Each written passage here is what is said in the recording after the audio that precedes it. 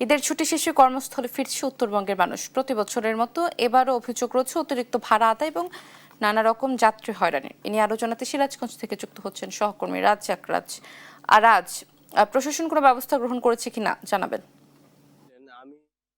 রয়েছি সিরাজগঞ্জ যমুনা সেতুর পশ্চিম সংযোগ মহাসড়ক এলাকায়। আমি যদি এই মহাসড়কের একটি চিত্রটা দেখাতে চাই যে ঈদের যে দীর্ঘ ছুটি, সেই দীর্ঘ ছুটি শেষ করে কিন্তু উত্তরবঙ্গের যে উত্তর এবং দক্ষিণাঞ্চলের যে 22 জেলা মানুষ, এই 22 জেলা মানুষ কিন্তু এই যে মহাসড়ক রয়েছে এই মহাসড়ক দিয়ে পারাপার হয়।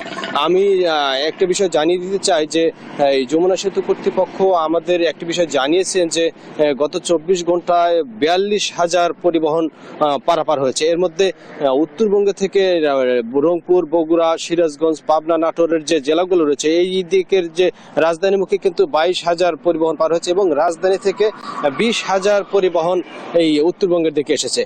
একই সাথে আরেকটি বিষয় জানিয়ে দিতে চাই, জেলা পুলিশের পক্ষ থেকে আমাদের জানানো হয়েছে ঈদ যাত্রা নির্বিঘ্নে করার জন্য কিন্তু তারা প্রত্যেকটা মোড়ে মোড়ে পুলিশের টহল রয়েছে। আমি যদি একটু জানাতে চাই যে চান্দাইকোনা, হাটি কুমরুল, যমুনা সেতুর গোলচত্বর, কড্ডার মোড়, সয়দাবাদ এবং নলকা প্রত্যেকটা স্পটে কিন্তু পুলিশ মোতায়েন রয়েছে এবং আজকে সকাল থেকে কিন্তু এই যে মহাসড়কে কোনো যানজট লক্ষ্য করা যায়নি, নির্বিঘ্নে কিন্তু গাড়িগুলা চলাচল করছে। আমি যদি একটু মহাসড়কের চিত্রটা দেখাতে চাই যে দেখতে পাচ্ছেন যে মহাসড়ক কিন্তু গাড়ির তেমন চাপ নেই।